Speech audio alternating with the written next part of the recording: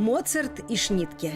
Казалось, что может объединить этих двух композиторов, кроме безусловной принадлежности к плеяде великих творцов. Одна сцена. И это сцена Казахской государственной филармонии имени Жамбыла. В эти дни, когда концерты разрешается слушать только онлайн, Государственный академический симфонический оркестр Казахстана, следуя традиции, продолжает виртуозно превращать нотные тексты в великолепную музыку, вызывая на этот раз шквал не аплодисментов, но лайков.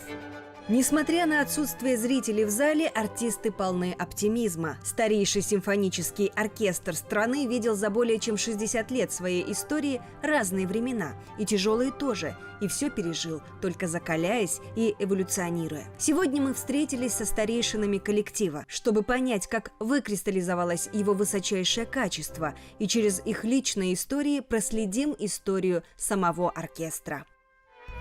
Все начинается с гобоя. Именно по этому духовому инструменту настраивается оркестр перед выступлением. Не будем прерывать традицию. Танатар Конерович Нуралиев, мэтр отечественной духовой музыки, заслуженный артист Казахстана, педагог. Родился в 1938 году в Уральске. Закончив местное музыкальное училище, он поступил в Алматинскую консерваторию. Я был тогда студентом второго курса консерватории. И вот я занимался в классе, и ко мне в класс заходит главный дирижер оркестра Форшакир Мансуров, говорит: Танатар, я тебя завтра приглашаю в оркестр, симфонический оркестр, приди, будем играть, будешь играть, говорит. Ну, я обрадовался, конечно, и на следующий день пошел, и вот начиная с 1957 года по 1967 год я 10 лет проработал в этом оркестре. Фуат Мансуров – легенда в музыкальном мире. И именно он – основатель Государственного оркестра нашей республики. С 1958 года начинается летоисчисление коллектива при филармонии. Им он руководил до 1962 года, не просто собрав воедино лучших музыкантов, но и выстроив линию развития. Форшакир такой дирижер был, такой человек, который всегда стремился к новизне. Он приглашал таких дирижеров, известных миру.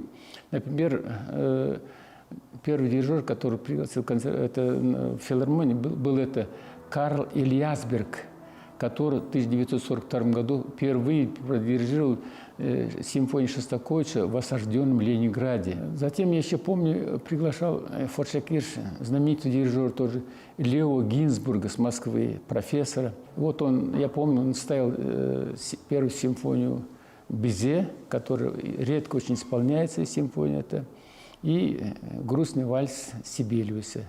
Зал был битком забит. Оркестр с годами обретал лицо. Здесь работали ведущие деятели национального искусства. Приезжали дирижеры соседних республик, шли лекции, концерты.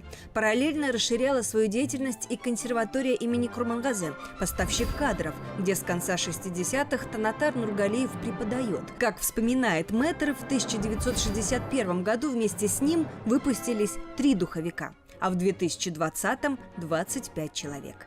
За эти годы работы Танатар Конерович выучил свыше 80 гобоистов, среди которых 25 лауреаты международных конкурсов.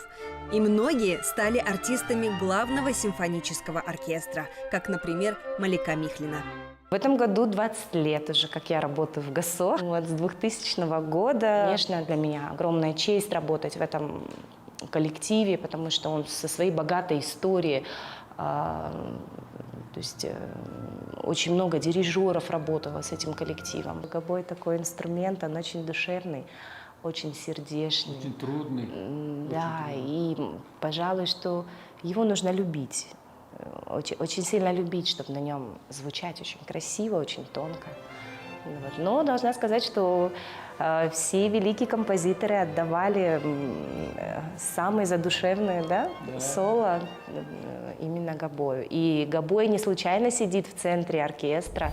Александру Афанасьевичу Федянину тоже есть что вспомнить. Сегодня он профессор кафедры духовых инструментов, заслуженный деятель республики, а в 1965-м первокурсник-тромбонист консерватории имени Курмангазе, родом из Караганды, а затем один из ведущих музыкантов коллектива.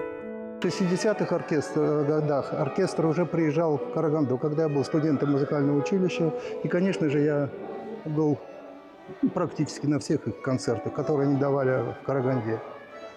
В то время оркестром руководил, если я не ошибаюсь, Виктор Яковлев, дирижер, который закончил Лейпцигскую Хохмузикшуле и приехал, как раз-таки еще будучи молодым, сюда, в Алмату.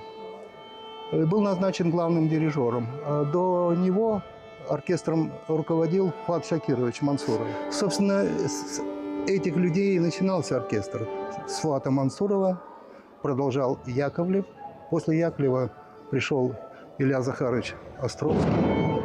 При Островском уже оркестр начал набирать тот самый вес.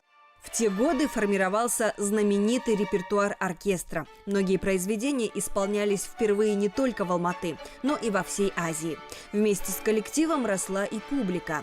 Каждый новый руководитель привносил в характер оркестра нечто свое, как это случилось с народным артистом Казахской ССР Газизом Дугашевым. Дугашев – это очень серьезный и большой музыкант.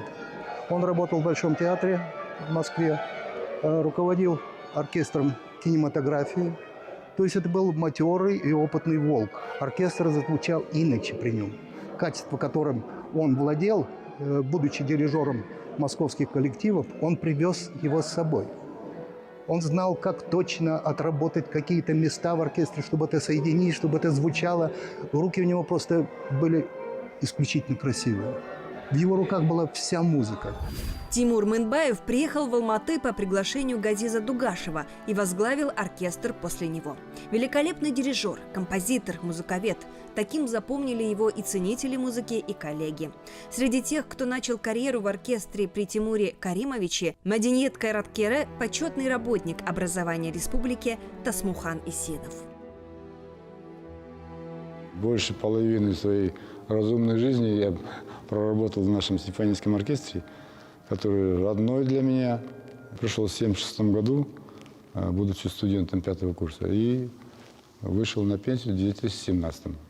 Вот. Один сезон я пропустил, служил в армии, 40 сезонов я отработал в оркестре. Из них 28 сезонов первым кларнетом. Государственный оркестр начинает активно гастролировать по всему Союзу, от Прибалтики до Владивостока. Почетно, конечно, везде играть. Это зал Шостаковича филармонический в Ленинграде, большой зал консерватории Московской, филармонический зал Московской филармонии. Потом вот мы ездили, когда в Германию, играли в Кёльне, там под землей зал на 3000 человек. В Ленинграде мы первый раз, я поехал в 1979 год, с Мамбаевым еще. Играли 4-ю симфонию Брамса, я тогда был регулятором, помощником концертмейстера, то есть в группе сидел. И в зале Глинки у нас был тройной концерт с сестрами Накипбековыми, Бетховена. И Мамбаев говорит, там придут с партитурами. Ну, мы думаем, пугает, наверное, все. Ну, я молодой еще, после армии еще. И действительно, люди сидят с партитурами. Вот они следят за оркестром. Наработанный опыт в оркестре Тасмухан Исенов 30 лет передает ученикам школы для одаренных детей имени Ахмета Жубанова. 75 раз его воспитанники становились лауреатами больших конкурсов. 3 кларнетистов в оркестре сегодня – его преемники. А под своды филармонии Жамбыла мастер приходит по особым поводам. Вот как сегодня на встречу с нами. Дударай – эталонное исполнение от маэстро. Эта мелодия сорвала шквал аплодисментов в турне по городам Южной Кореи в 2007 году.